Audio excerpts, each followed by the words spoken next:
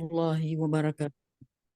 Alhamdulillah wassalatu wassalamu ala Rasulillah wa ma taufiqi illa billah subhanaka la ilma lana illa ma 'allamtana antal alimul hakim rabbi shrah li sadri wa yassir li amri wahlul 'uqdatam min lisani yafqahu qawli wa la haula wa la quwata illa billahil aliyyil azim.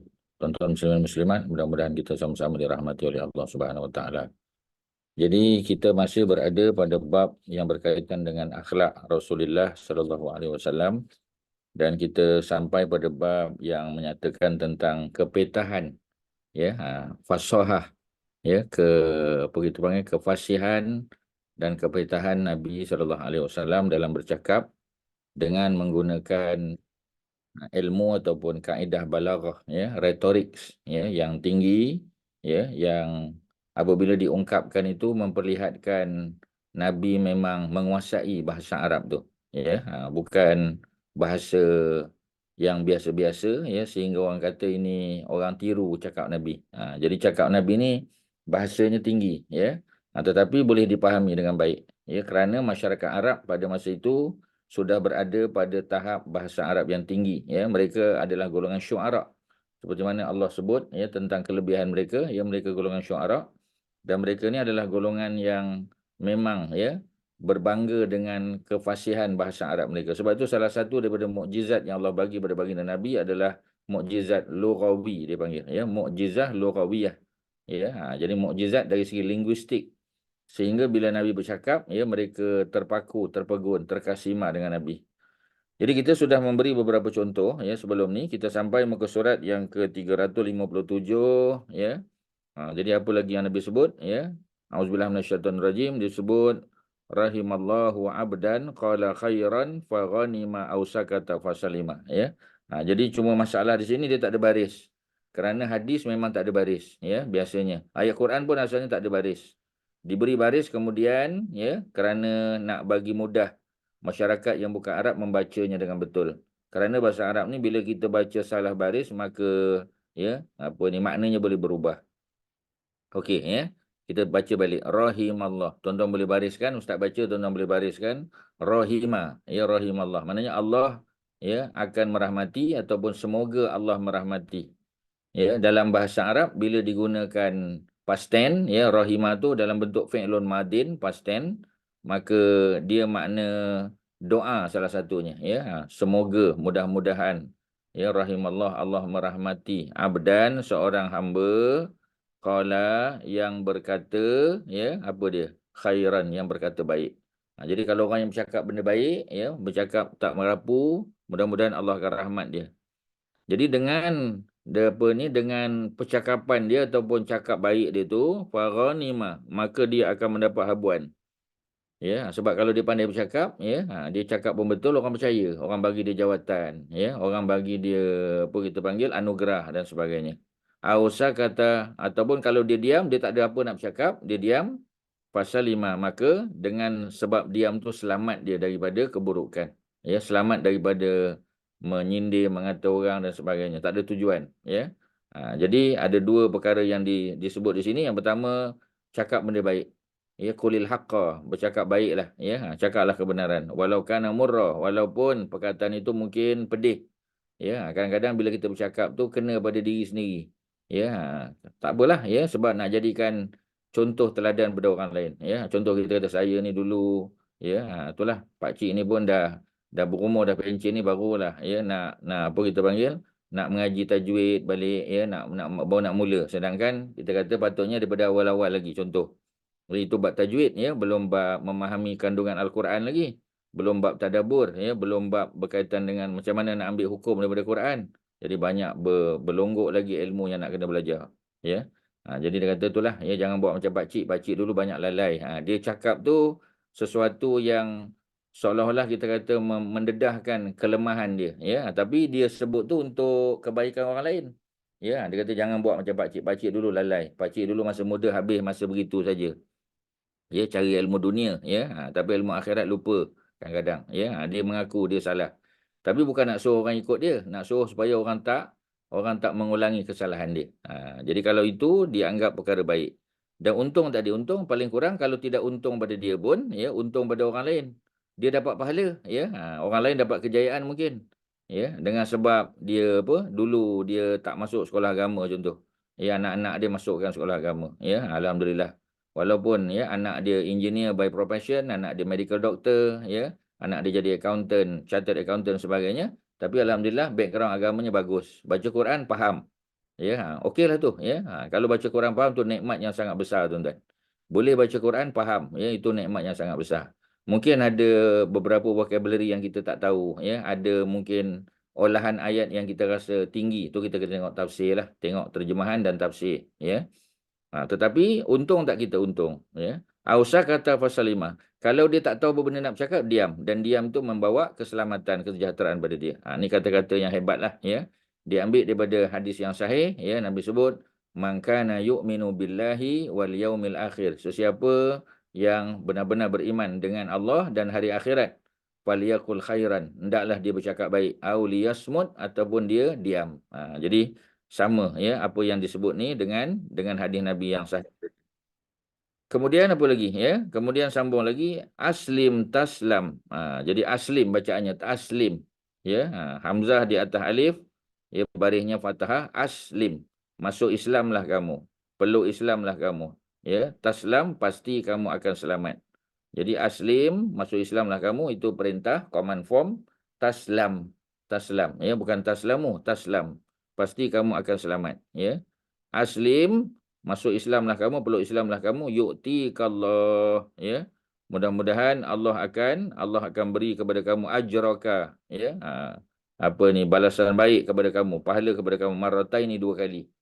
Ya, ini Nabi sebut kepada orang yang Nasrani, sebagai contoh, orang Kristian.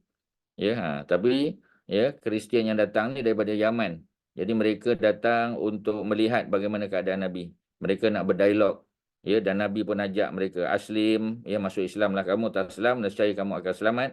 Aslim, masuk Islamlah kamu, yu'tikallah, nescaya Allah akan bagi kepada kamu ajraka, ya, balasan atau ganjaran kepada kamu, pahala kamu marrataini, 2 kali.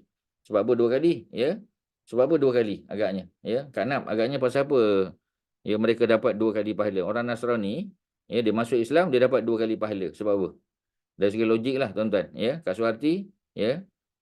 Pahala dia masuk Islam, yang keduanya pahala dia dapat daripada sebelum tu dia punya perbuatan tak elok dia tu, bila dia masuk Islam dia akan dapat pahala.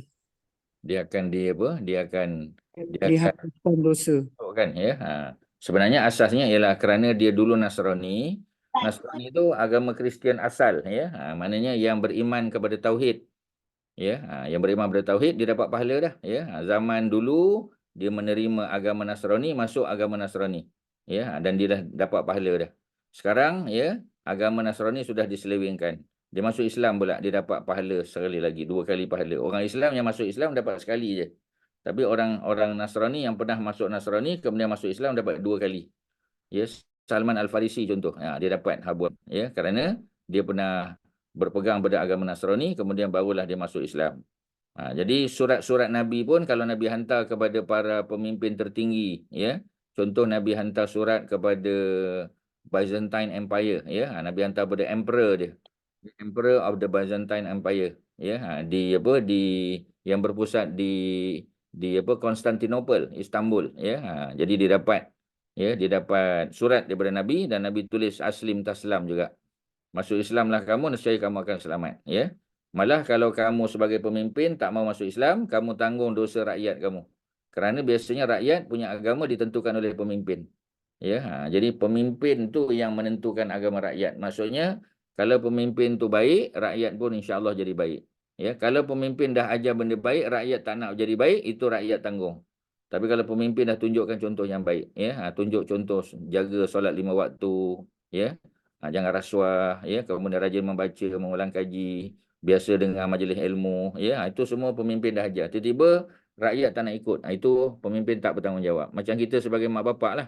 Kita hantar anak kita pergi mengaji, hantar sekolah agama, ajar dia bahasa Arab, ya, ajar dia Quran, ajar dia asas-asas akidah, ya kan. Jadi bila dia besar, ya, dia masuk sekolah sains ke, dia masuk MRSM sebagainya, dia terpengaruh dengan pelajar-pelajar yang nakal, ya. Kemudian kita tahu, kita bawa dia balik pada agama, tapi dia tak nak. Ya, itu bukan salah kita lah, ya. Kerana kita dah didik dia dengan didikan agama yang baik. Ya, kita salah kalau kita tak pernah didik dia. Kita tak pernah ingatkan dia, ya. Sebab tu mak ayah zaman sekarang, ya, dia punya parenting skill lagi kena bagus. Ya, sebab Umar kata, alimu auladakum, ajarlah anak-anak kamu, ya, limuwajahati zaman, ya, untuk berhadapan dengan satu zaman ghairi zamanikum, yang berbeza dengan zaman kamu. Zaman dulu beza, ya, mak ayah kita besarkan kita dulu macam mana, ya, dengan kita membesarkan anak kita sekarang, oh jauh beza cabarannya dengan, ya, dengan apa ni, saluran TV yang beratus, ya, beratus-ratus. Kita kata dulu 3 je, ya, TV 1, TV 2, bila TV 3 tu pun rasa macam dunia ni besar dah. Ya, sekarang dengan beratus-ratus, apa ni, saluran. Ya, TV bukan lagi di ruang tamu. TV sudah berada di bilik-bilik anak kita. Ya, dengan gadget dan sebagainya, ya. Itu belum lagi cabaran dalam bentuk-bentuk yang berbeza, ya. Jadi macam-macam benda cabaran hidup. Ya, tarikan-tarikan dunia yang sangat menarik. Ya, jadi kita boleh didik, kita boleh latih anak kita untuk jadi orang baik lagi. Oh tu, ya. Seperti orang yang menggenggam bara api. Ya, nak beramal dengan agama ni macam orang yang menggenggam bara api panas, ya, cabarannya sangat kuat, ya, melepuh kita kata.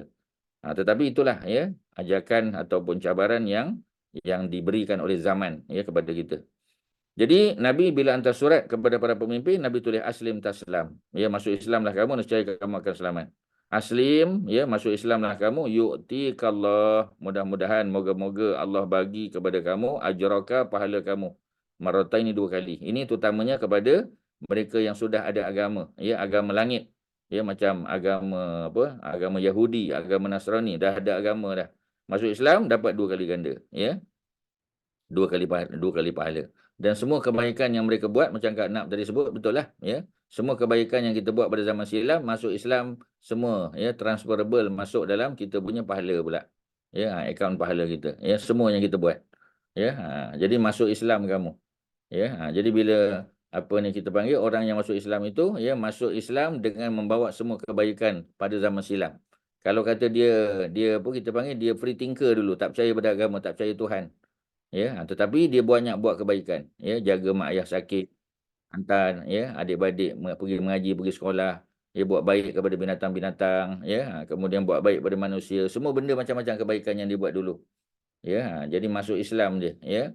Bila dia masuk Islam dengan membawa semua kebaikan yang dia buat pada masa silam. Dosa-dosanya Allah ampun, ya, untung, ya, orang yang begitu. Okey, ya, itu yang pertama. Yang seterusnya, ya, diceritakan tentang orang yang paling dikasihi oleh Nabi dan yang paling dekat kedudukannya, ya. Inna ahabbakum, inna sesungguhnya, tuan-tuan boleh bariskan, inna, ya, ahabbakum ilayya, ya. Inna sesungguhnya, ahabbakum orang yang paling aku sayang, ya. Ahabbakum ilayya, ya, orang yang paling aku sayang, aku kasihi, ya, wa akrabakum dan orang yang paling dekat minni, ya, daripada aku, ya. Majalisa yaumil qiyamah, kedudukan dia, ya, kedudukan dia pada hari kiamat besok, ya, mana tempat dia tinggal di syurga besok, ya, pada hari kiamat, ya. Jadi pada hari kiamat, ya, maksudnya kedudukan dia sama ada dia berada di mahsyar ataupun telah masuk ke dalam syurga. Jadi kedudukan dia, ya, pada hari kiamat besok, ya, orang yang mana tu, ya, yang dia paling Nabi sayang dan paling dekat kedudukan dia. Nabi kata, ya, ialah ahasinukum, ya, orang yang paling baik akhlaqan daripada, ya, ataupun ahsanukum, ya, ahsanukum. Ahsanukum ataupun ahasinukum, ya, orang yang paling baik di kalangan kamu akhlaqan, dari segi akhlaknya. Ya, akhlaknya, ya. Akhlak ni bukan sekadar akhlak dengan Allah. Ramai orang, ya, sembahyang duhanya 8 rakaat, alhamdulillah, setiap hari tak tinggal walaupun dia travelling, ya. Dia punya qabliyah ba'diyah rawatib buat, ya. Puasa-puasa sunat dia buat, sembahyang tahajud tak tinggal, ya. Bacaan surah Al-Muluk, ya, dan juga surah Sajdah pada waktu malam tak tinggal. Petang baca, ya, Waqiah, ya, Ad-Dukhan, ya. Malam, bangun malam baca surah Yasin, ya, pada waktu tahajud, bagi contoh. Ada hadis riwayat Imam Ahmad, kan. Kemudian malam Jumaat baca surah, ya, Al-Kahfi, ya. Kemudian maknanya dengan Allah Subhanahu Wa Taala baik hubungan dia, tapi mungkin dengan mak ayahnya kurang. ya, tak jarang jenguk mak ayah, telefon pun tak, ya.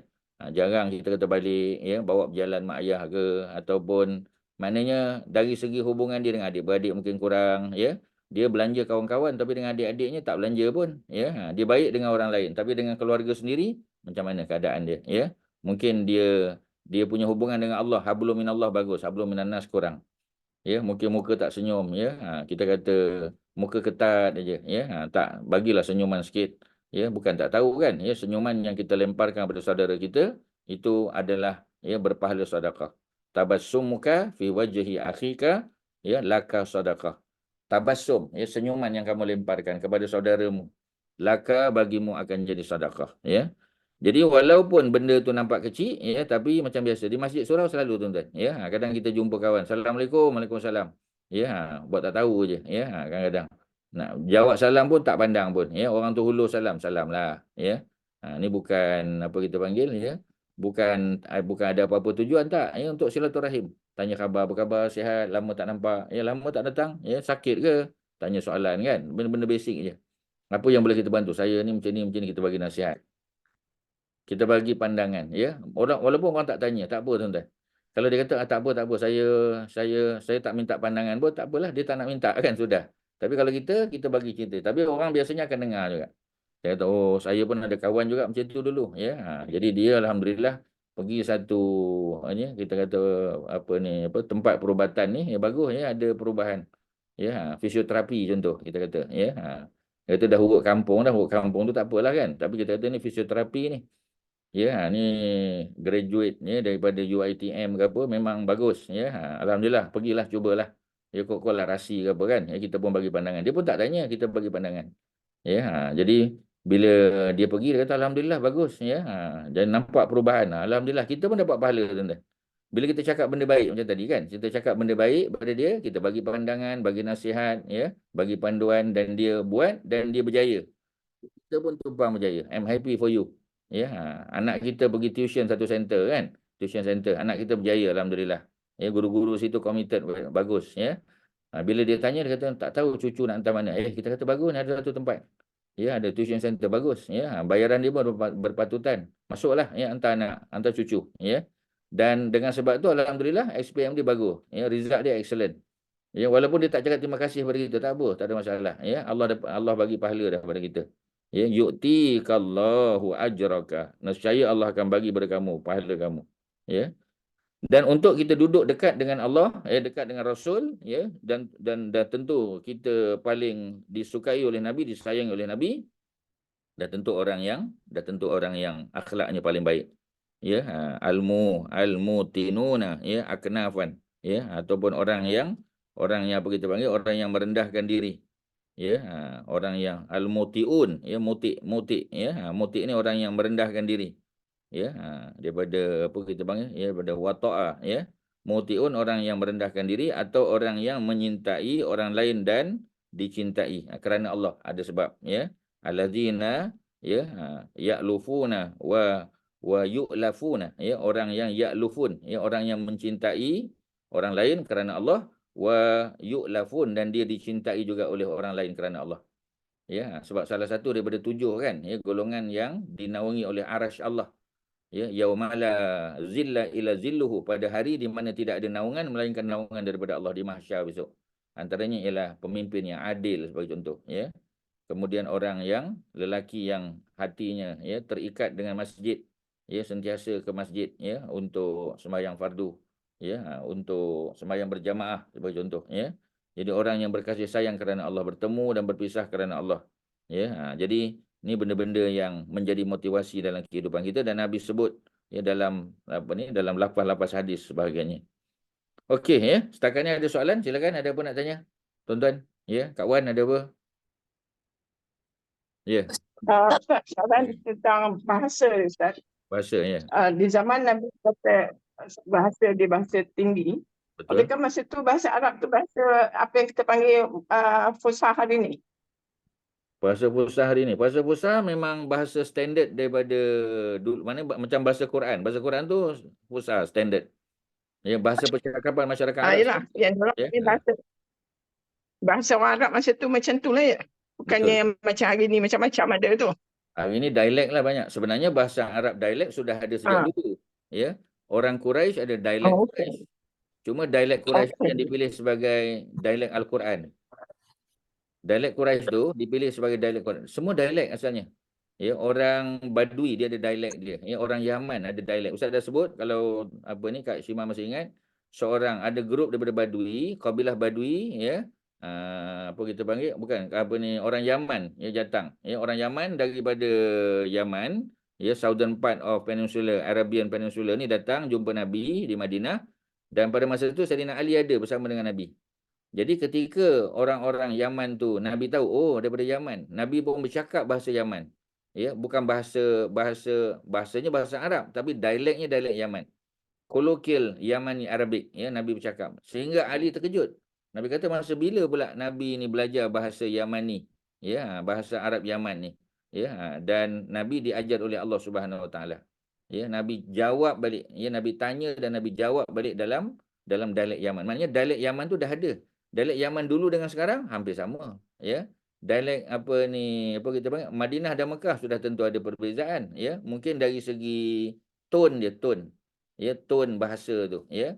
Kemudian penggunaan istilah-istilah vocabulary yang berbeza, ya. Kemudian apa ni idiomatic expression yang berbeza.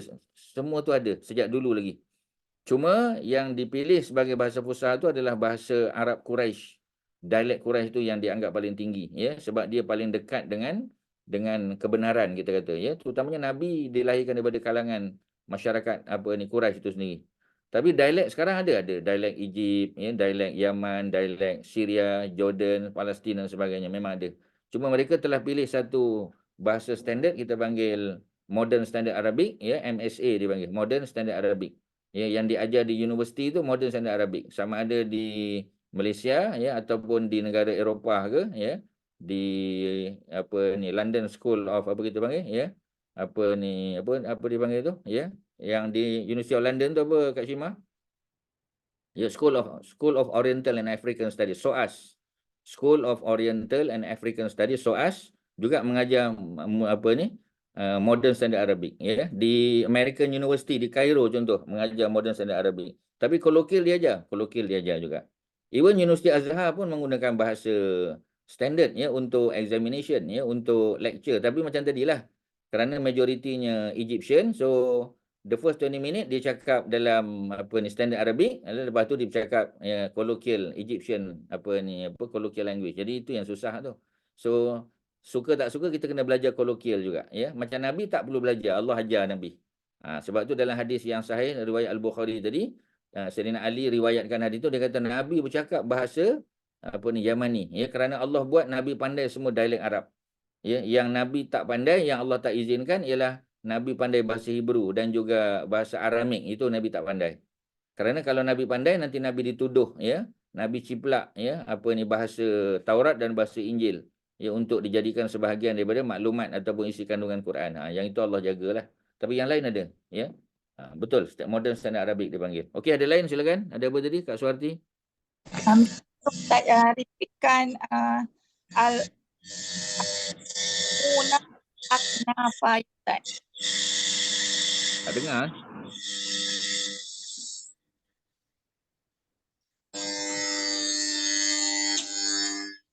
Minta Siti siapa tu ya? Tolong mute kan. Ya Kak Suarti boleh ulang tak? Ustaz tak dengar.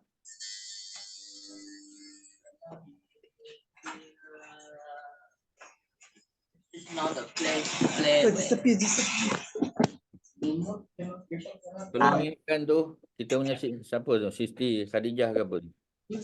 Just on.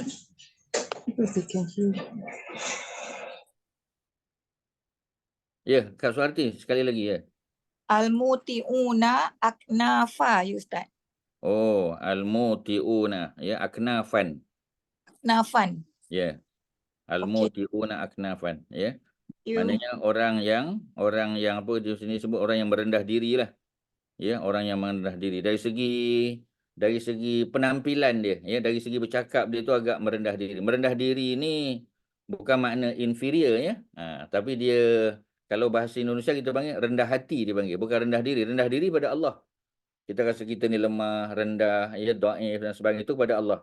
Tapi dengan manusia dipanggil rendah hati. Ya, rendah hati.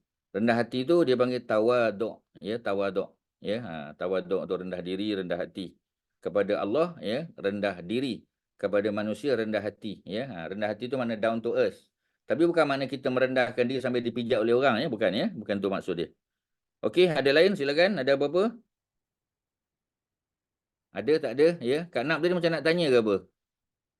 Tak, ni semua sifat al-jawami al-kalim lah Ustaz ya. Jawami al-kalim. Jawami al-kalim tu merujuk kepada Nabi bercakap short and sharp. Ya, itu jawami al-kalim, ya. Dalam bahasa mudah kita short and sharp. Nabi bercakap pendek, ya. Pendek itu bukan makna dua perkataan dah, ya. Tetapi maknanya tu, ya, luas. Ya, aslim taslam, dua perkataan. Asli masuk Islamlah kamu, nescaya kamu akan selamat. Selamat dari segi apa? Selamat dari segi akidah. Selamat dari segi tidak dibakar dalam api neraka. Selamat harta kamu kerana tentera Islam akan jaga. Ya, selamat nyawa kamu kerana tentera Islam akan jaga. Ya, kamu mulia di sisi Allah. Jadi perkataan taslim tu satu perkataan tapi maknanya luas. Ya, macam tu. Itu jawami al-kalim, betul. Kemudian di bawah tu, ya, la'allahu kana yatakallam, ya, la'allahu kemungkinan, ya, ada probably kita kata, ya, kemungkinan dia bercakap dengan perkara yang tidak ada kaitan dengan dirinya. La'allahu kana yatakallam bima la ya'nihi. Ya. Jadi ada orang yang kadang-kadang dia memang penyibuk lah kita kata, tepoh sikit, ya. Penyibuk tu maknanya hal orang pun nak tahu. Ya. Kalau hal tu berkait dengan agama tak apa. Ya, ataupun perkara yang kita boleh tolong. Contohlah, ya, kadang kita pergi satu tempat, kita dengar ada orang bercakap. Kita tak mendengar, tapi kita terdengar dia cakap. Dan apa yang dia cakap tu salah. Jadi kita, kalau Ustaz kata minta maaf, tadi saya minta maaf, saya terdengar apa yang Haji sebut tadi. Dan sebenarnya maklumat tu salah. Ya, bukan macam tu. Ya, macam adakah kita dianggap penyibuk? Tak. Kalau orang tu nak anggap kita, saya tak tanya awak pun pasal apa orang nak tanya. Pasal dia berada dalam kesilapan. Kalau kita biarkan dia dalam keadaan kesilapan, kita pun tanggung salah juga. Ya, macam orang buat dosa kan, orang buat salah. Kita tak boleh diam. Kita kena halang dia daripada buat dosa. Ya, kita katakan tak boleh dek, benda ni salah. Ya, tak boleh makcik, tak boleh pakcik, tak boleh tuan haji, yang ni salah. Ya, tak boleh. Ya. Kita tengok orang makan tangan kiri, kita kena tegur lah. Cuma kita tak tegur depan-depan lah. Takut nanti jatuh air muka dia kan. Ya, mungkin kita ada peluang lepas ni kita jumpa dia. Ya, jadi kita cuba untuk mengelak dia daripada malu. Mungkin dia somebody, ya, jatuh air muka dia, ya. Mungkin dia ustaz, ya, tapi kita tengok makan minum tangan kiri pasal apa? Sebab tangan kanan dia berlumuh dengan makanan, so dia minum dengan tangan kiri, tak boleh. Ya, jadi sebab dia tu menjadi tontonan orang lain. Jadi kita tak boleh biarkan benda tu daripada terus berlaku, ya. Kita kena buat sesuatu. Cuma dari segi kebijaksanaan kita melihat konteks. Mungkin kita tak tegur dia depan-depan orang. Tetapi kita cari peluang. Ya, masa lain kita bercakap dengan dia, minta maaf, semalam saya tengok Haji, ya, minum tangan kiri. Dia kata, saya ni bukan minum tangan kiri Ustaz, saya nak minum tangan kanan. Tapi itulah tangan kanan saya. Itulah isu dia. Dia kata, dah tersedak nak buat macam mana? Walaupun tersedak, minum tangan kanan. Dia kata, nampak macam kotor pula. Tak kotor. Kalau kotor, takkan kita makan dengan tangan kanan kan? Ya, kita boleh basuh tangan dulu ke atau macam mana ke, ya. Tapi pasal apa dia ni, mungkin dia makan gelojoh, ya, menyebabkan dia tersedak. Jadi kalau kita makan dengan cara yang betul, ya, dan kita kita panggil, ya, kita jaga adab kita, insya-Allah tak tersedak. Kalau tersedak juga minum, tak ada masalah. Ya, bukan dimakan makan minum disulam dengan makanan dan minuman, tak. Ya, dia ada caranya seperti mana Nabi dah ajar. Jadi kena apa? Kena ambil tahu juga, ya. Di sini maksudnya bima la yakni, ya, apa yang tidak ada kepentingan atau kaitan dengan kita. Tak ada kaitan pun, ya, bukan kita punya isu, itu cerita anak dengan cucu dia. Tapi benda tu salah, contoh. Ya, kita contoh di kedai kan, ya, kita tengok di supermarket, ya, kita tengok dia beli sesuatu yang tak halal. Mungkin dia tak tahu, kita bagi tahu. Apa ni dek, ya? Pakcik nak bagi tahu ni coklat ni ada mengandungi bahan yang tak halal. Oh, dia kata, ya ke pakcik? Saya tak tahu. Tak apalah. Ya, dah tahu ni jangan ambil lagi lah. Bagi tahu pada kawan-kawan. Jangan. Ya, ya, kalau kena budak-budak yang baik, dia thank you pakcik. Ya, minta maaf ni, terima kasih. Kalau budaknya apa, dia kata, pedulilah, saya nak makan suka hati saya. Itu kita dah jalankan tanggungjawab. Ya, kalau dia tak mau sedar, tak apa. Yang penting kita sudah menjalankan tanggungjawab kita. Ya. Dan kebiasaan manusia bila ditegur benda yang baik, dia akan terima kebanyakannya. Tapi ada yang melenting, pasti ada. Ya, itu risiko yang diambil sebagai pendakwah. Sebab kita pendakwah, kita kena tegur lah. Orang tu buat salah kan, kita kena tegur dia. Ya, kita rasa dia buat sesuatu yang lara, sesuatu yang menghabiskan masa dia. Ya, dan patutnya dia buat benda lain yang lebih baik. So kita bagi cadangan. Dia nak ikut tak ikut tu cerita lain. Tapi kita tegur dia, kita bagi tahu yang betul, dan of course jangan lupa doakan dia. Ya, kerana manusia kadang-kadang bila kita tegur dia tak boleh terima. Tapi dengan doa, dengan izin Allah, ya boleh mengubah apa ni hati dia, ya, ke arah jalan yang jalan kebenaran mungkin. Kemudian wa yabkhalu bima la yaghnihi, dan dia bakhil ya kepada perkara yang tidak diperlukannya. Dia tak perlu pada benda tu. Ya, jadi dia apa kita panggil ya secara umum bercakap perkara yang tidak ada kaitan dengan dirinya. Tak payah. Kalau benda tu tak berkait dengan kita, tak berkait dengan Islam, tak payah. Ya, tak ada kena-mengena pun. Ya. Tetapi kalau ada kaitan dengan Islam, kita kena interfere.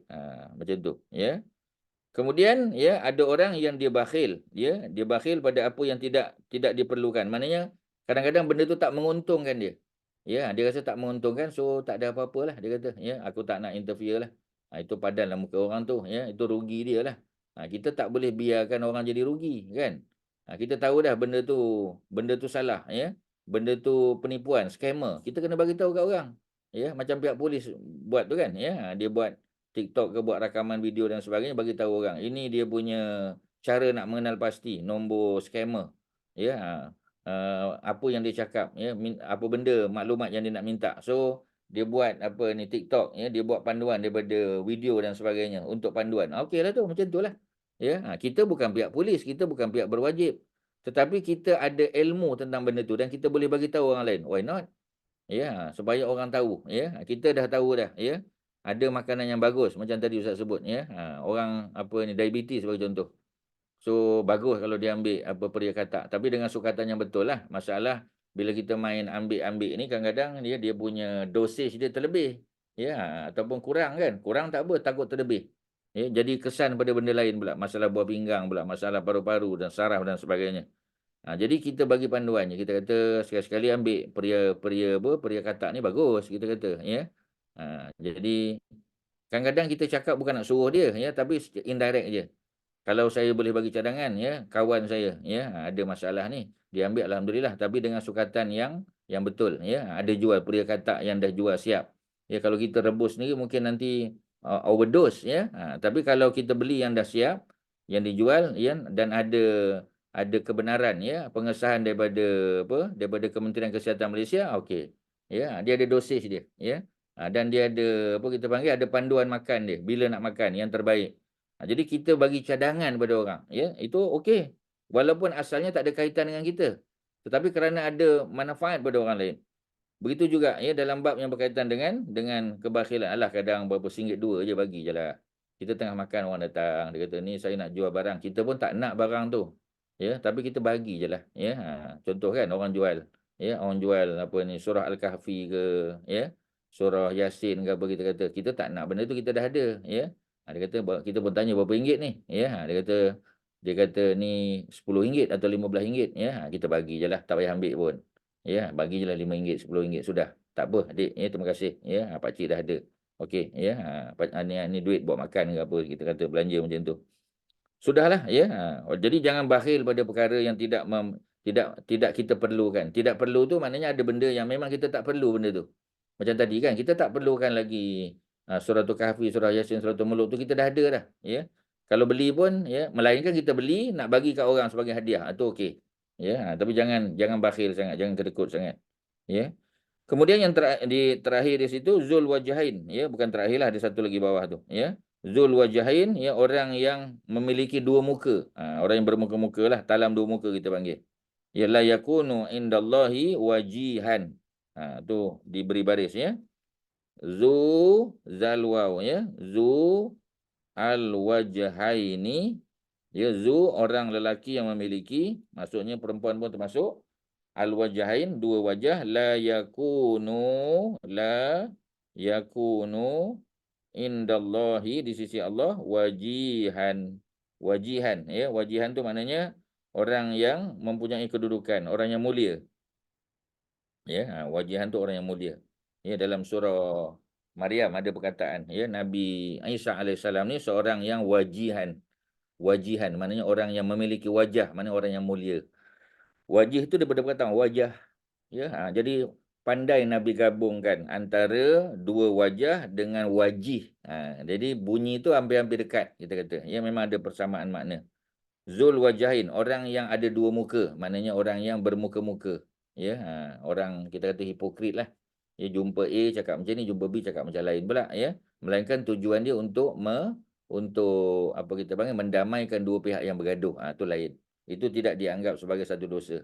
Ya, laisal kadzab, ya, tidak dianggap sebagai pembohong, ya, orang yang, ya, allazi yuslihu bainan nas.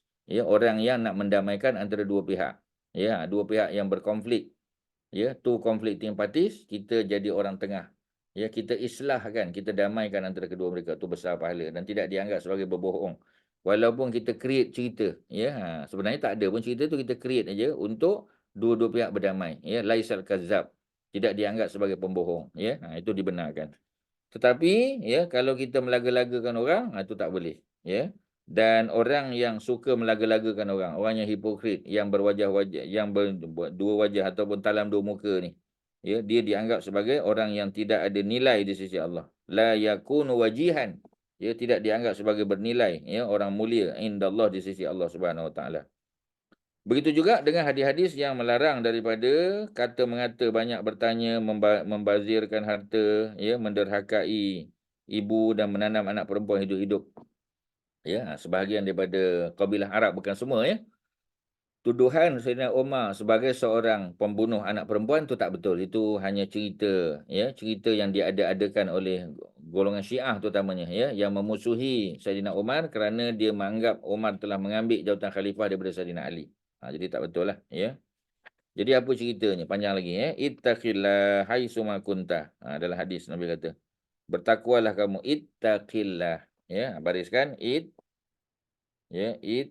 ittaqillah. Ya, ittaqillaha. Ya, haitsuma kunta. Ya. Bertakwalah kamu kepada Allah. Takutlah kamu kepada Allah. Haitsuma, di mana-mana saja kunta kamu berada. Wherever you are. Ya, maksud haitsuma kunta tu wherever you are. Ya. Jadi apa ni, apa kita panggil, di mana-mana saja kita berada, wherever you are. Ya. Whatever you do, kita kata, ya. Jadi kita kena takwa pada Allah. Walaupun kita duduk di Amerika, duduk seorang-seorang, tak ada siapa, duduk kat UK, duduk kat Perancis, duduk kat mana-mana lah, tak ada orang tahu pun. Kita seorang-seorang aja pelajar Malaysia contoh, ya. Boleh tak kita tinggal sembahyang? Tak boleh. Boleh tak kita tak puasa bulan Ramadan? Tak boleh. Kita kena ambil faham lah, ambil tahu lah. Ya? Walaupun dekat situ Muslim kita seorang aja. Nak sembahyang tarawih pun seorang-seorang. Tak ada siapa. Ya. Nak sembahyang Jumaat pun tak ada siapa, kita kata. Ya. Jadi nak apa kita panggil, ya, nak buat agama dalam hidup kita, ya, memang tak ada siapa nak pantau kita. Ya, apa ni, pegawai agama JPA, MARA dan sebagainya pun tak datang ke kampus kita. So kalau kita nak minum arak, kita nak buat jahat sebagainya, tak ada siapa nak tegur. Still kita kena bertakwa pada Allah. Haitsuma kunta, wherever you are. Ya, di mana saja kita berada, kita kena ya, bertakwa kepada Allah.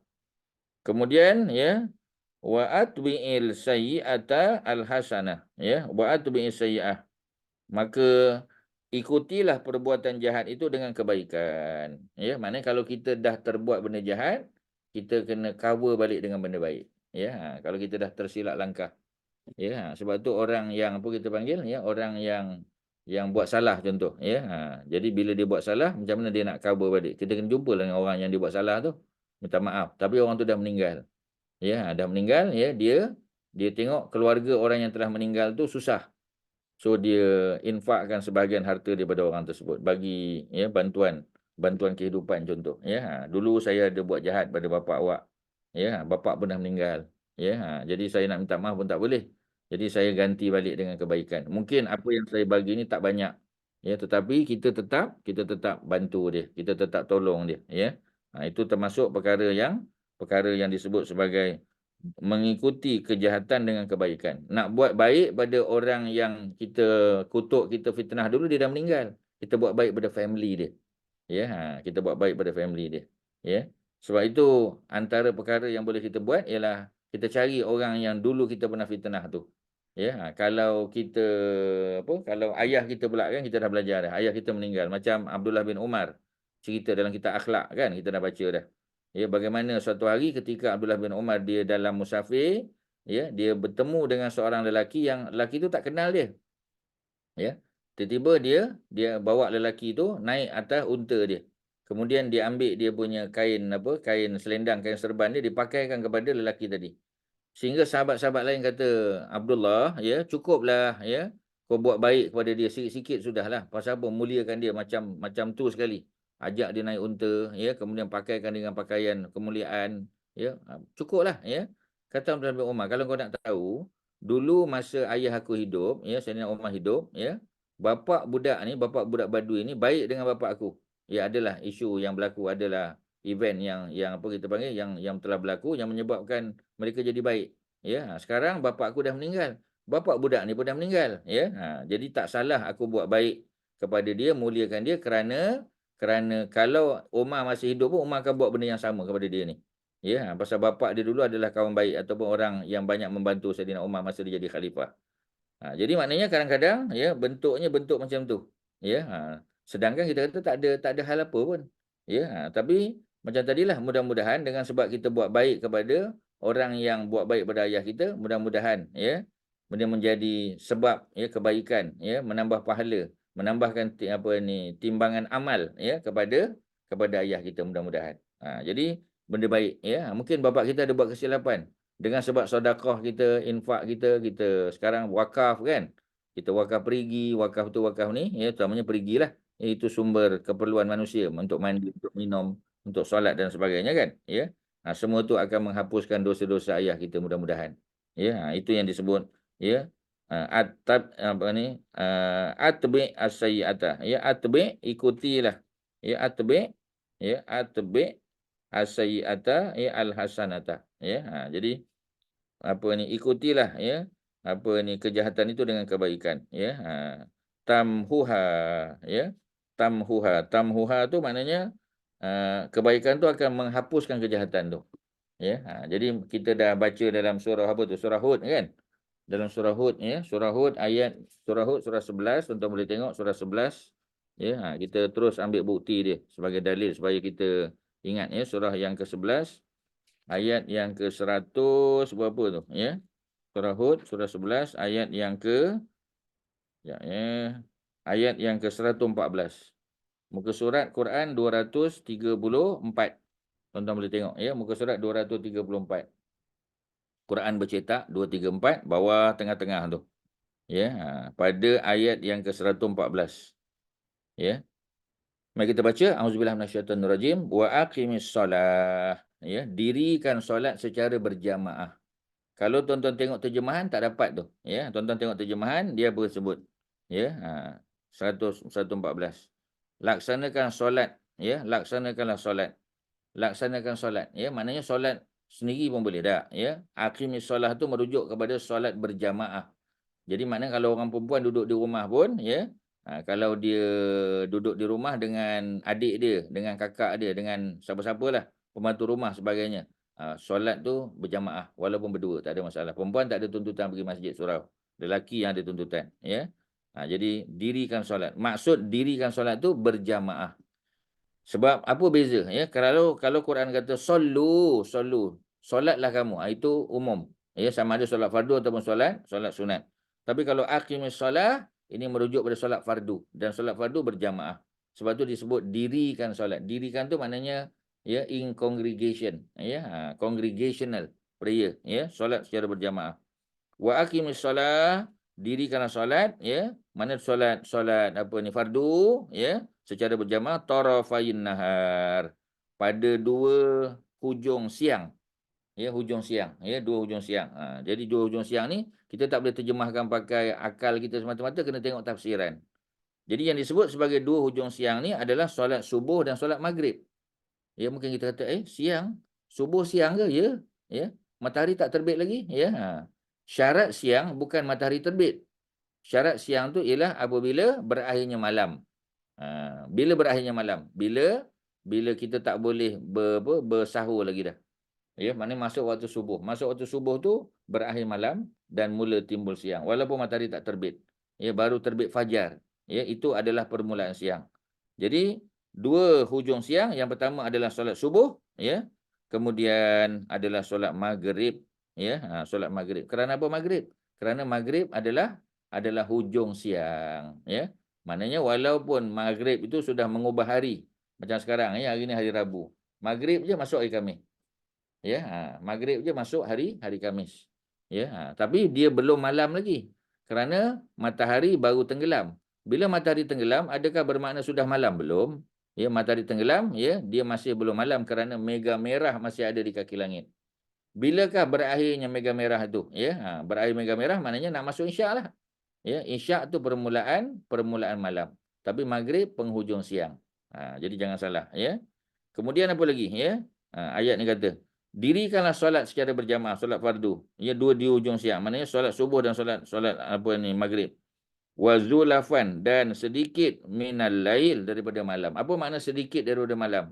Sedikit daripada malam tu adalah solat isyak. Ya, sebab isyak tu permulaan malam. Sebab tu disebut zulafan.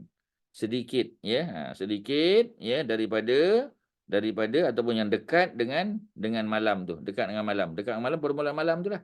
Ya, solat isyak.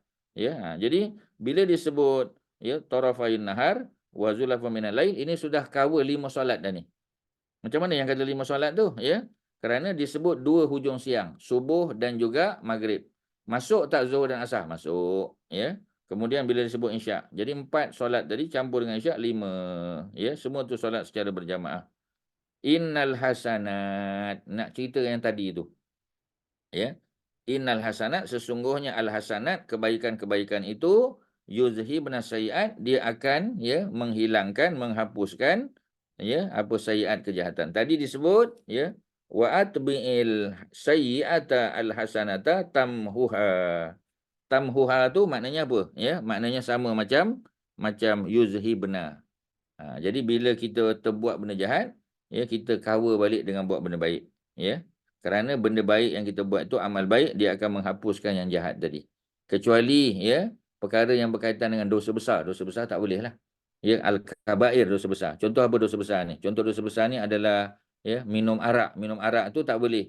Ya, kita kata buat benda baik je, kemudian minum arak tu diampun dengan dosa oleh Allah. Tak. Dia berhajat kepada taubat. Ya, berhajat kepada taubat. Jadi dosa-dosa besar macam mencuri, merompak, ya, terlibat dengan riba sebagai contoh, ya, makan harta anak yatim. Tu kita kena pulangkan balik apa yang kita ambil pada hak orang lain. Barulah dihapuskan, ya, kita punya dosa-dosa, apa, dosa-dosa kita tu, ya. Sebab ada istighfar, ada taubat. Tapi kalau dosa-dosa yang bukan dosa besar, ya, dia hanya dosa kecil atau sederhana, ya. Macam mana kita nak tahu dia dosa kecil atau sederhana? Dosa kecil tu disebut sayiat biasanya. Ya, benda-benda kecil, ya. Tetapi dosa-dosa besar, kabair, ada istilah dia. Kalau zunub, ya, zunub sebahagiannya adalah dosa-dosa sederhana. Ya, dosa-dosa sederhana tu maknanya dia bukan dosa besar. Dosa besar ni ada hukuman hudud. Contoh kita kata mencuri potong tangan, dah ada hukuman dah sampai pergelangan tangan. Ya, kalau kita minum arak, ya, kita kata berapa sebutan, ya, sebatan dia. Ya, orang yang menuduh perempuan yang baik berzina, perempuan lelaki baik berzina, ada hukuman dia, ya. 80 kali sebatan contoh. Ataupun orang yang apa lagi kita kata, ya, yang menderhaka pada pemerintah yang baik, ya. Pemerintah tu dia tak perfect. Tapi dia jaga solat tak 5 waktu. Dia puasa tak bulan Ramadan, ya. Nampak tak kebaikan pada dia? Ya, kita tengok isteri dia bertudung. Anak-anak dia bertudung, alhamdulillah, ya. Sembahyang jaga. Cukuplah tuan-tuan, ya. Walaupun di sisi para ulama mungkin tak cukup, ya, tapi sebagai orang awam kita kata, ya, alhamdulillah lah tu. Nak cari pemimpin yang isteri bertudung bukan semua tuan-tuan. Ya, minta maaf saya kata, ya. Agung contoh kan, ya. Alhamdulillah lah, ya, agung kita sekarang ni isterinya bertudung, alhamdulillah. Tapi bukan semua permaisuri itu bertudung, ya. Jadi di situ pun kita dah macam kita Allah, ya. Kalau bertudung kan bagus, ya. Kita kata contoh macam, ya, Sultan Mizan contoh isteri dia bertudung, alhamdulillah, ya. Sultan apa ni Abdullah, ya. Sultan Abdullah Haji Ahmad Shah bertudung. Itu kan bagus tu kita kata. Image pun bagus. Bila dia pergi overseas pun orang tengok, Malaysia ni negara apa kita majority Muslim country. Ya, kita tengok your prime minister, ya, your apa kita panggil Royal Highness dan sebagainya bertudung. Image yang bagus dah tuan-tuan. Itu pun dah bagus dah, alhamdulillah. Ya, dia pula jaga sembahyang. Dia tak perfect, dia bukan sempurna. Mana ada orang sempurna, tapi ya asas-asas agama tu dijaga. Ya. Benda-benda fardu dalam apa kita panggil ya dalam amal Islam itu dia buat. Alhamdulillah lah tuan-tuan. Ya. Dan tak ambil rasuah pula kita kata, ya. Kemudian apa lagi, ya? Cuba yang terbaik untuk apa kita panggil, ya, menaikkan ekonomi Malaysia sebagai contoh. Dia mungkin tak perfect, memang betul. Mana ada orang perfect tuan-tuan, ada je kelemahan, tapi dia berusaha ke arah tu. Ya, bagilah masa, bagilah peluang, ya. Bagi dia apa kita panggil, laksanakan tugasan dia. Jangan kacau. Do not interfere tuan-tuan. Ya. Memang kaedah dia macam tu. Ya. Macam kita kata Saidina Abu Bakar ada kelemahan dia. Abu Bakar, ya, Omar, Osman, Ali dah tentu ada kelemahan, ada fitnah, boleh berperang. Ya, kalau kita tengok Saidina Ali lagilah. Ya, Saidina Osman dibunuh oleh buat pemerintah pemberontak. Ya, ini semua yang dijamin syurga pun orang fitnah. Ya, 10 dijamin syurga tu orang fitnah. Tuan-tuan belum dengar, tuan-tuan baru dengar Abu Bakar, Omar, Osman, Ali, tuan-tuan tak dengar lagi cerita Sa'id bin Zaid. Ya, orang nombor 10 dijamin syurga kena fitnah ambil tanah orang. Ambil tanah orang tuan-tuan. Ya, dia pindah ke Iraq dah. Orang tuduh, ya, orang pergi report. Ya, kononnya dia ni ambil tanah orang. Dia tak ambil. Ya, dia angkat satu doa je tuan-tuan. Ya, powerful doa tu apa? Ya Allah, kalau orang yang menuduh aku ni zalim, in kana hadza rajul zaliman faqtulhu, bunuh dia ya Allah. Matikan dia dalam keadaan hina. Ya, berlaku tuan-tuan. Ya, Sa'id bin Zaid. 10 dijamin syurga tuan-tuan. Kena tuduh ambil tanah orang. Ya, orang kata, ya, kita kata berpada-pada lah sikit nak tuduh orang pun. Ya, yang kau tuduh ni orang baik, 10 dijamin syurga pun kena tuduh. Ya, ambil tanah orang di Iraq tu. Iraq kan tanah luas. Ya, jadi bila dituduh, dia kata aku tak buat. Ya, apa bukti? Pun tak boleh bagi bukti. Ya, dia angkat satu doa aja. Ini 10 dijamin syurga. Ni adik ipar Saidina Umar kahwin dengan Fatimah Al-Khattab tuan-tuan, ya, Ibnu Al-Khattab. Ya, jadi mudah aja. Kalau lelaki yang tuduh aku ni zalim, dia tuduh aku ni dia pembohong, ya, maka ya ambil tindakan terhadap dia. Ya, memang tuan-tuan, ya. Akhirnya orang yang tuduh dia tu mati, terjatuh di kawasan kebun dia, mati di tempat kejadian tuan-tuan. Ya, jadi orang pun tahu bahawasanya Sa'id bin Zaid tak salah. Tapi kadang-kadang nak tunggu, nak bukti tu tuan-tuan ambil masa tahun. Ya, kita kata dia ni. Image kita pun buruk, orang tuduh kita macam-macam. Ya, bila orang tuduh kita pula tak ada kuasa. Kita tak kenal big shot, kita tak kenal menteri, tak kenal raja, tak kenal. Ya, tak ada siapa tolong pun. Tak apalah, ya. Tapi 2 tahun, 3 tahun lepas tu baru orang tahu, oh tak salah rupanya orang ni. Baru tahu. Ya, dulu kita dah fitnah dia. Fitnah tu semua jadi pahala pada kita, tuan-tuan. Ya, kalau kita fikir macam tu, senang dunia ni tuan-tuan. Orang tuduh kita kata saya tak buat. Dia kata tapi ini orang ni ada TikTok lah, ada gambar video lah apa semua. Itu semua bohong. Itu semua apa kita panggil artificial intelligence punya pertolongan semua tuan-tuan, ya. Dia tak nak buat macam mana orang tuduh. Kita pun tak ada cara untuk lawan balik, ya. Jadi memanglah 2 tahun orang boikot kita. Masuk tahun ketiga, semua orang minta maaf balik dengan kita, ya. Tapi pahala-pahala, ya, dia tuduh-tuduh kita tu semua dah jadi pahala kita dah. Alhamdulillah tuan-tuan. Ya. Kemudian dia pun minta maaf. Kita maafkan dia pula. Boleh pahala lagi. Dahlah pahala dia fitnah kita tu kita dapat dah, ya. Dia minta maaf, kita maafkan dia pula. Ya. Di sisi Allah Subhanahu Wa Taala wajihan. Wajihan tu makna mulia kita. Di sisi manusia wajihan. Tapi 2 tahun kita kena fitnah. Tuan-tuan, biasa berlaku dalam masyarakat macam tu. Kadang-kadang benda ni kita pun kena. Ya, cuma kita kena sabarlah sikit. Ya, memang nak cakap sabar tu payah kan, tapi macam itulah. Tapi balik pada cerita tadi tuan-tuan, ya. Ni cerita hasanat yang bila kita buat baik, dia akan yuzhibna sayyi'at, dia akan menghapuskan dosa. Zalika zikra lizakirin, yang demikian itu peringatan kepada orang yang sentiasa mengingati Allah. Mana orang yang committed dalam ibadah. Jangan bimbang tuan-tuan. Ya, mungkin kita hina sikit. Mungkin ya 2 tahun kita dituduh macam-macam, tapi masuk tahun ketiga clear tuan-tuan. Pahala dapat dah, ya. Pahala ni maknanya pahala apa tuan-tuan? Pahala orang lain.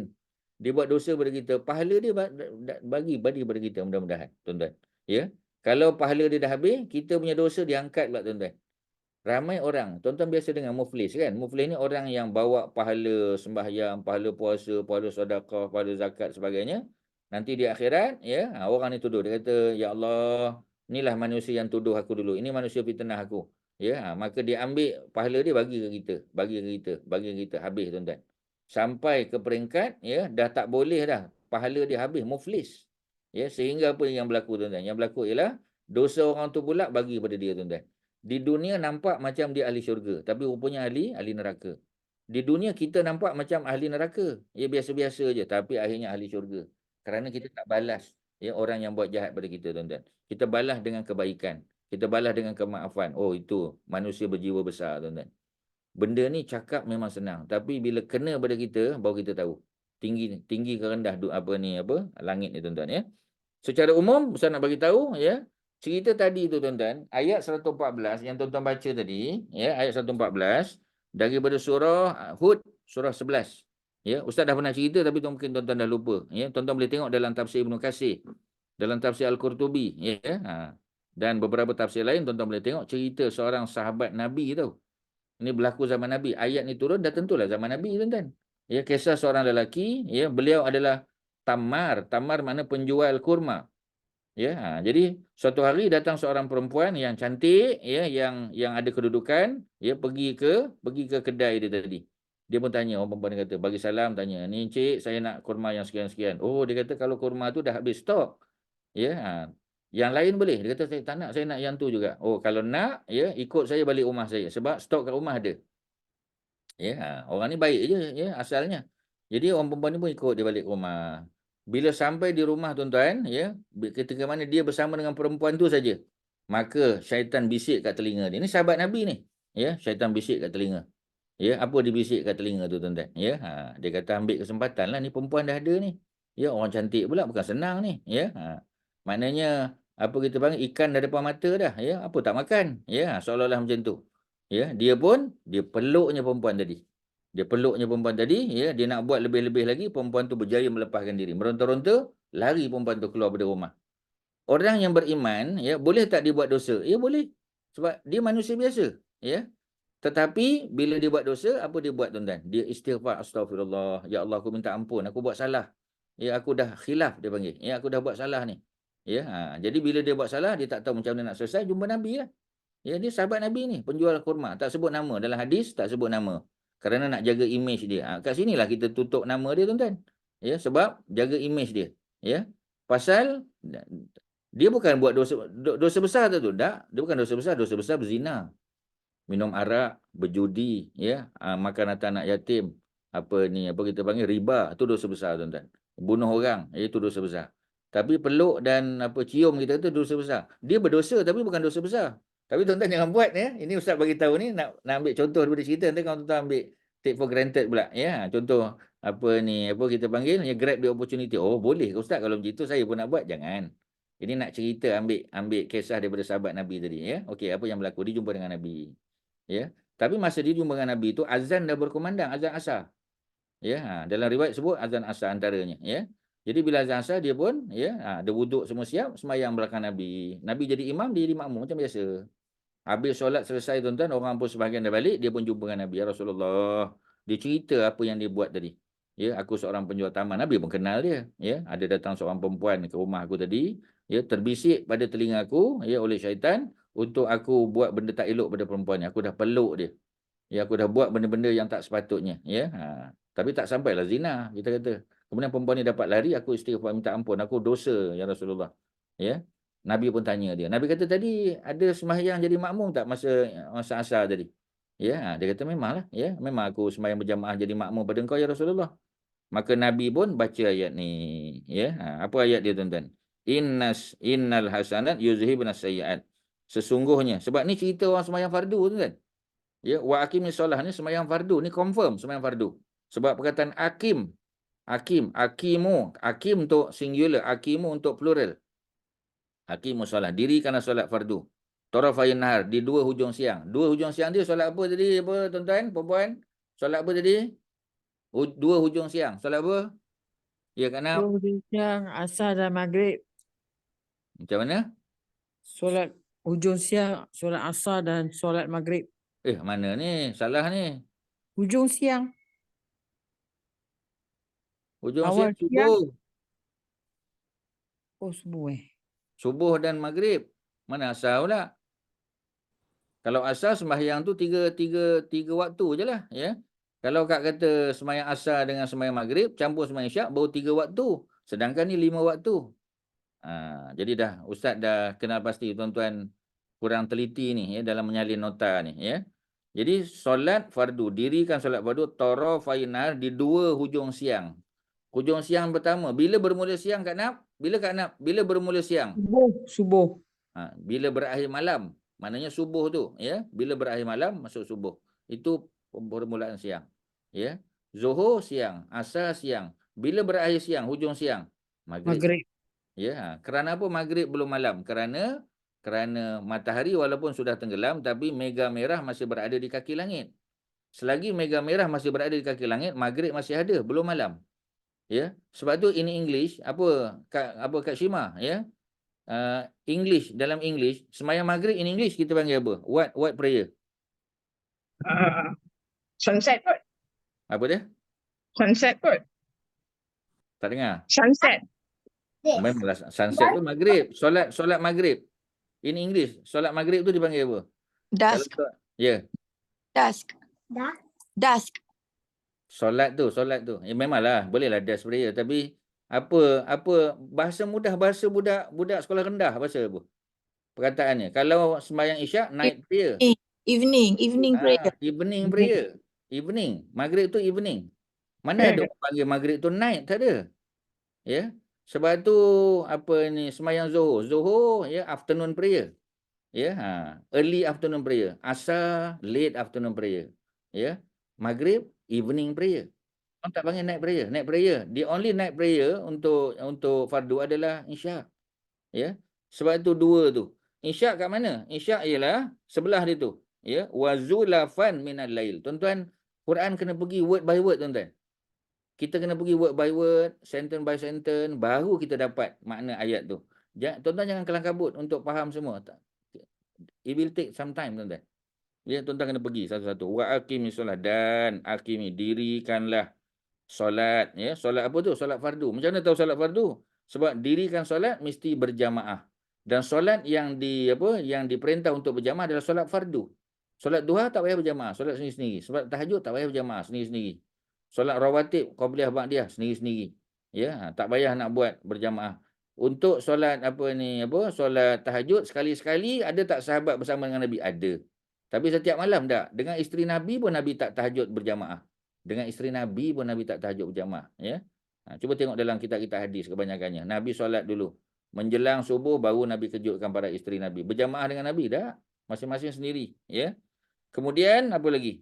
Sesungguhnya. Ya. Masa kami di Pakistan dulu, di North Pakistan dulu, kita punya guide tu dia ni Ismaili lah. Okey. Lepas tu saya tengok some of the waktu tu dia tak solat.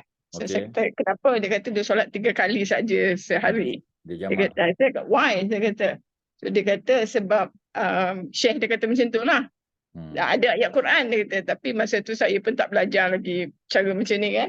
Dia kata Syekh dia ajar dalam Quran dia describe only 3 times. Ini ke dia punya ayat dia, Ustaz?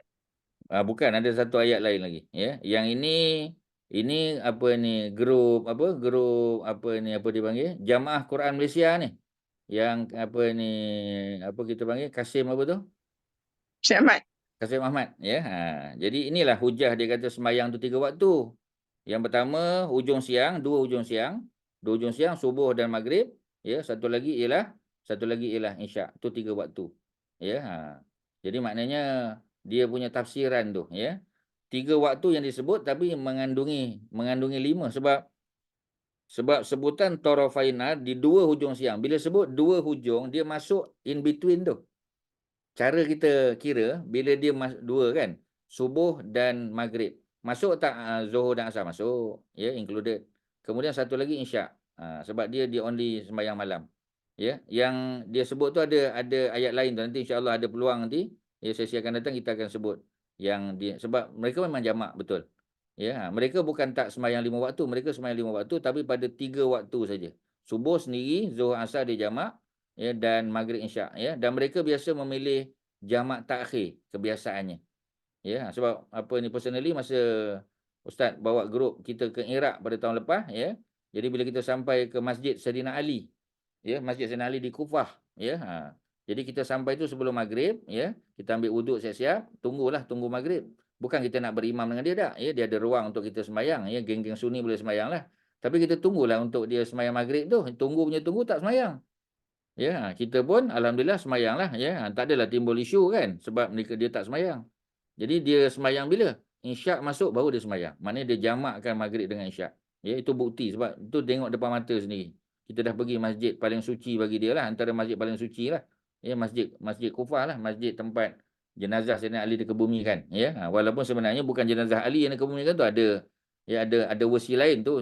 Panjanglah cerita, kalau Ustaz nak cerita boleh, tapi bukan pada masa ni lah. Tapi maknanya balik pada cerita tadi, nak bagi tahu solat fardu ni dia memang menghapuskan dosa, tapi bukan dosa besar, ya. Dosa besar berhajat kepada taubat, kepada istighfar, menyesal sungguh-sungguh meninggalkan perkara tersebut, ya.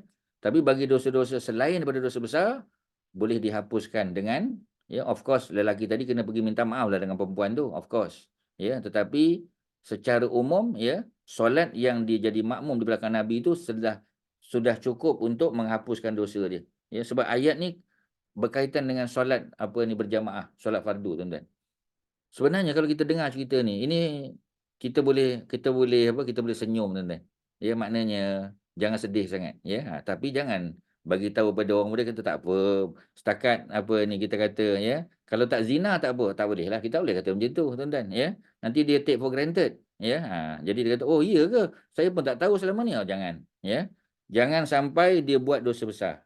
Ya, tapi kita yang nampak, kita kena halang. Kerana orang yang tidak menghalang perbuatan salah, perbuatan jenayah, dia dianggap sebagai orang yang bersubahat. Dia dianggap sebagai partners in crime. Tak boleh, tuan-tuan. Ya, jadi macam tadilah, ya, as a Muslim ni banyak benda yang sebenarnya Allah bagi package pada kita. Ya, ada exit plan, ya, ada apa kita panggil package rangsangan, dia macam-macam. Ya, yang kita kena faham dengan sebab belajar, dan baru kita boleh praktik dalam kehidupan. Sebab tu, tuan-tuan, dalam dakwah ni benda-benda macam ni tuan-tuan kena belajar. Sebab dia membantu kita, ya, dia akan jadi selling point kita, tuan-tuan. Ya, itu yang boleh kita ceritakan. Contoh macam orang kafir nak masuk Islam, kan, kita kata masuklah, dia kata saya kalau masuk Islam pun 2-3 tahun ibadah tak cukup. Tak. Ya, kita kena beritahu. Aslam ta'ala ma aslafta min khairin. Bila kamu masuk Islam, ya, ini Nabi cerita kepada Hakim bin Hizam. Ya, Ustaz cerita, tuan-tuan, ya. Hakim bin Hizam adalah anak saudara pada Khadijah. Dia orang kaya. Dia antara orang Arab Quraisy yang lambat masuk Islam. Dia last bila pembukaan kota Mekah tu baru masuk Islam. Orang dah masuk Islam awal dah tak masuk. Ya. Dia respect dengan Nabi. Dia respect tapi tak masuk Islam. Ya. Dan beliau adalah anak saudara Nabi juga kerana Nabi berkahwin dengan, sebab Nabi berkahwin dengan siapa? Ya. Pasal Nabi berkahwin dengan Khadijah. Bila Nabi berkahwin dengan Khadijah, apa yang berlaku, tuan-tuan? Yang berlaku ialah Hakim bin Hizam automatik adalah anak saudara Nabi, ya, daripada perkahwinan tadi. Dan dia orang kaya. Dia memang antara orang yang paling kaya, tuan-tuan. Ya. Jadi apabila pembukaan kota Mekah, ya, dia nak masuk Islam, ya, Nabi bagi tahu pada dia. Pasal dia rasa bimbang sebab dia buat jahat banyak.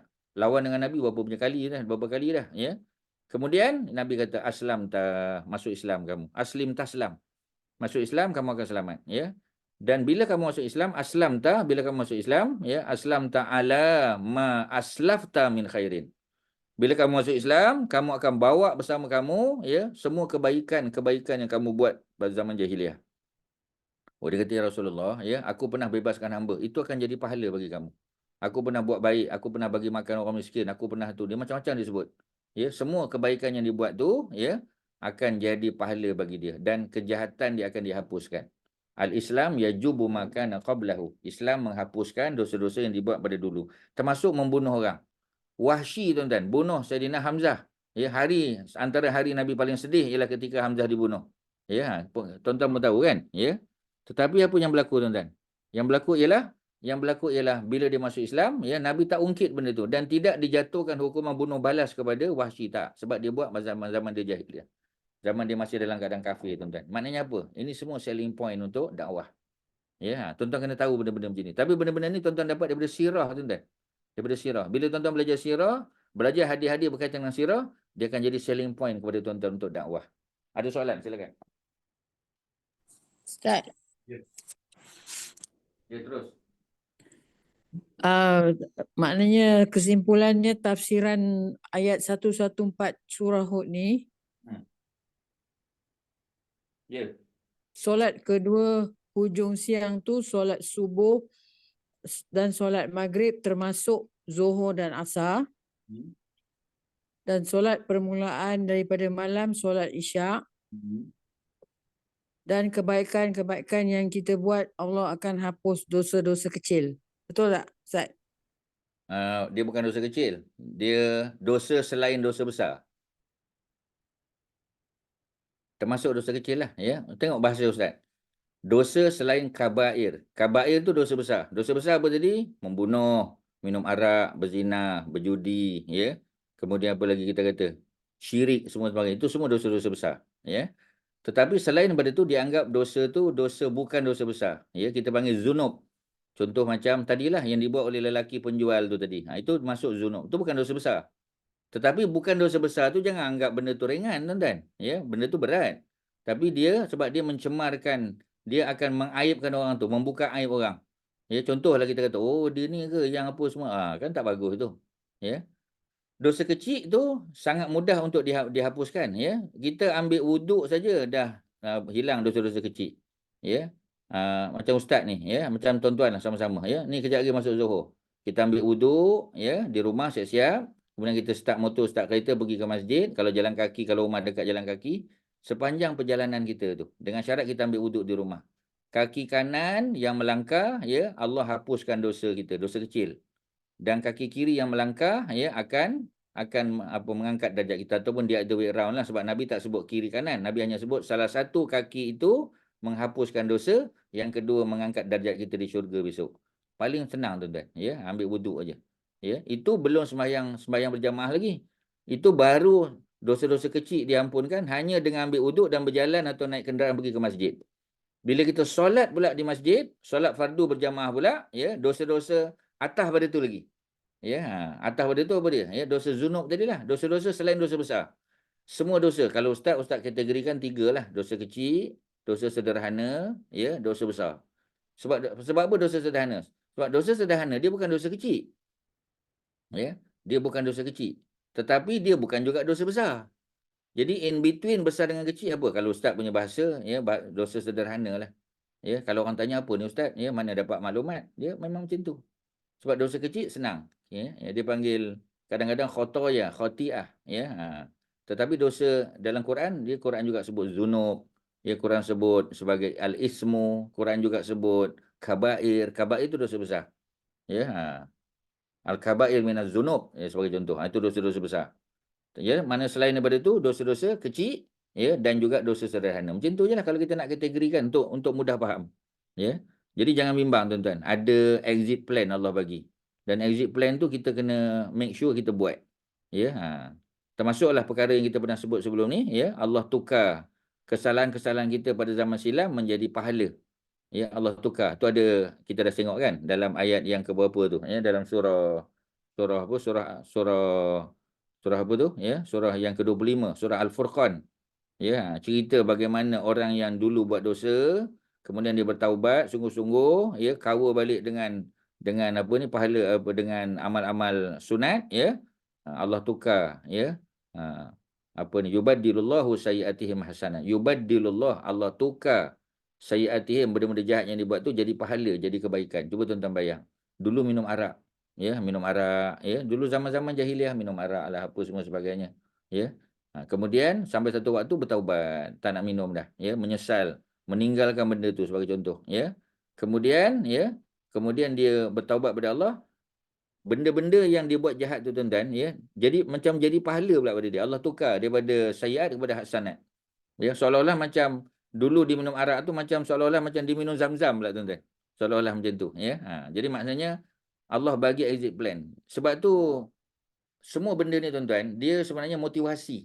Dia ayat-ayat motivasi, ayat-ayat yang supaya kita jangan rasa lemah. Kalau tidak, Allahu akbar, dosa aku banyak. Ya, bertahun ni. Kalau aku cover balik lah, ya, berapa tahun aku hidup ni, sempat ke? Kalau kita fikir macam tu, kita pesimis lah, tuan-tuan. Ya.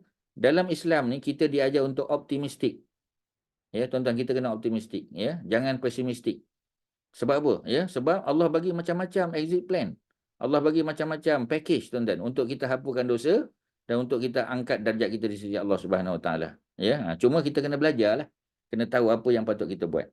Okey, tuan-tuan, ya, itu kalau Ustaz boleh detailkan, ya. Ada apa soalan, silakan. Sebelum kita sambung, kalau ada. Tadi Al-Furqan ayat 70 kan Ustaz? Ya, betul. Ayat 70 Al-Furqan. Yubaddilullahu sayyi'atihim hasanat. Kita dah bincang tu, ya, tak ingat dalam kelas mana. Tapi ada bincang lah. Nanti tuan-tuan boleh tengok. Ya, ayat 70 surah Al-Furqan surah 25.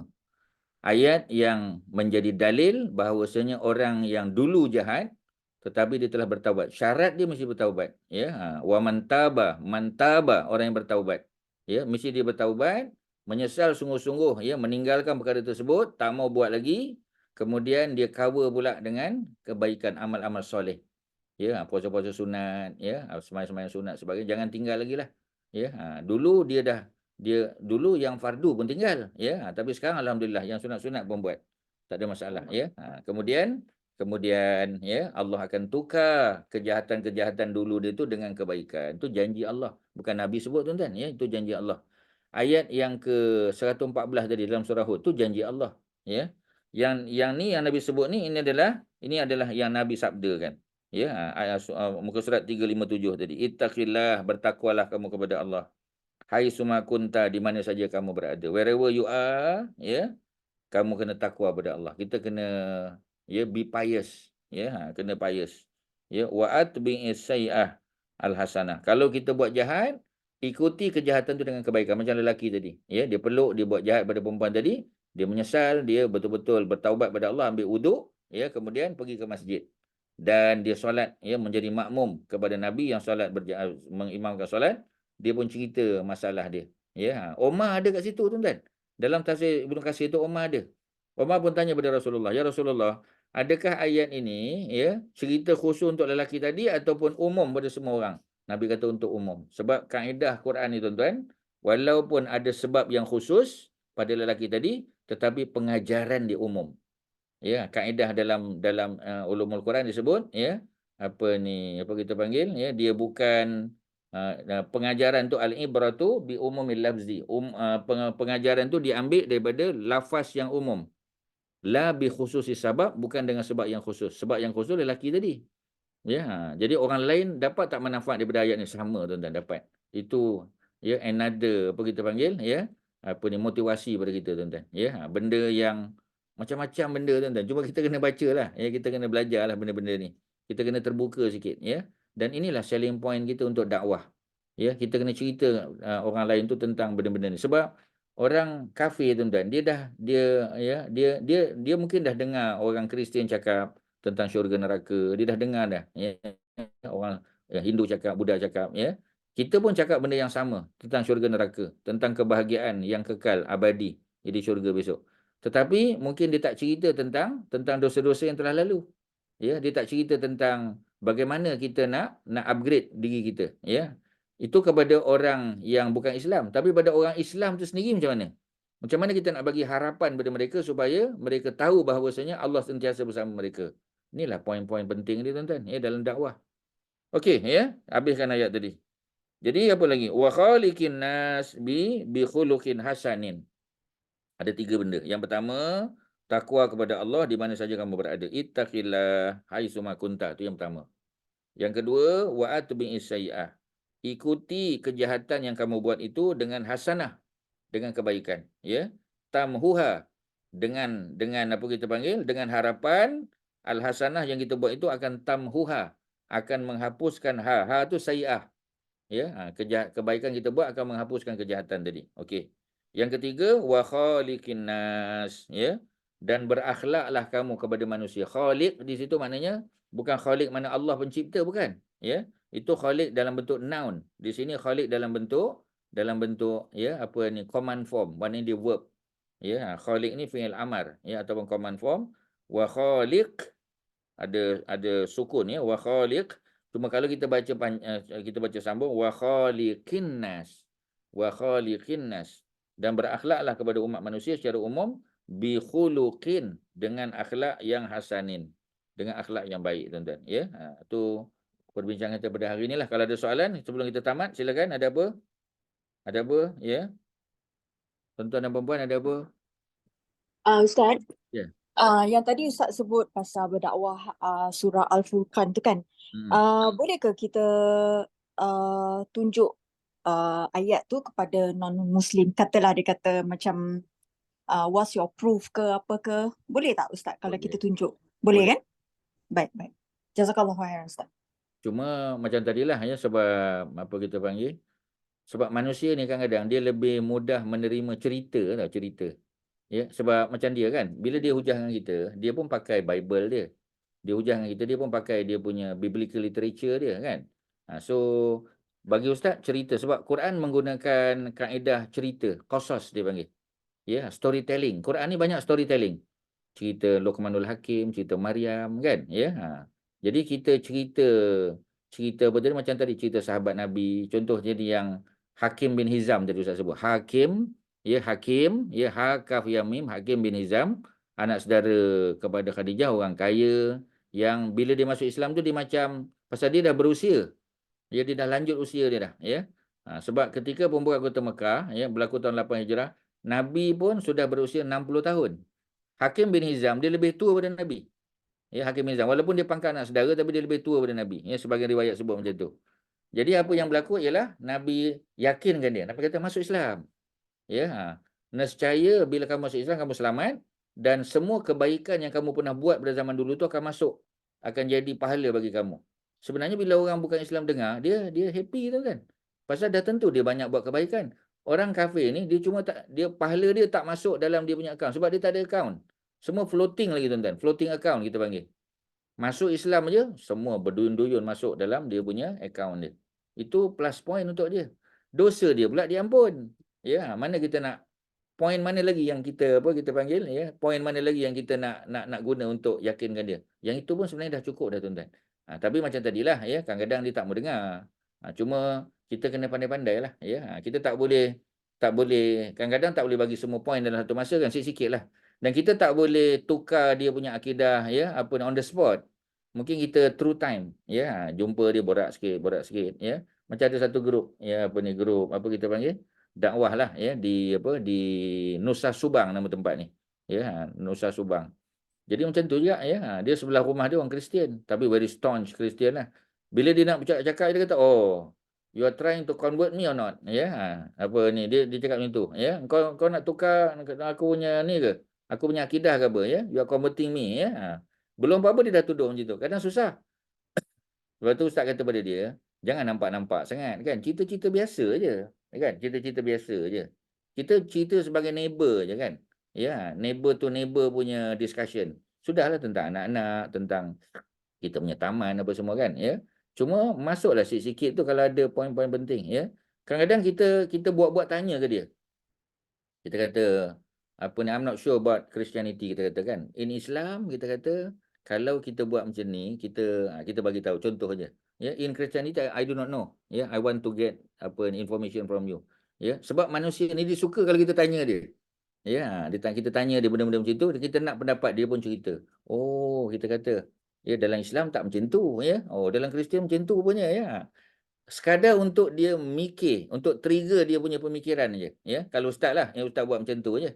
Ya, dan benda ni kita kena try lah, trial and error. Sebab dia tak ada satu cara yang sesuai untuk semua orang, tak ada. So kita kadang-kadang kita kena trial and error. Ya, macam itulah, ya, kalau ustaz boleh respon. Okey tuan-tuan dan puan-puan, ya, pada PMP ada apa-apa pengumuman, silakan.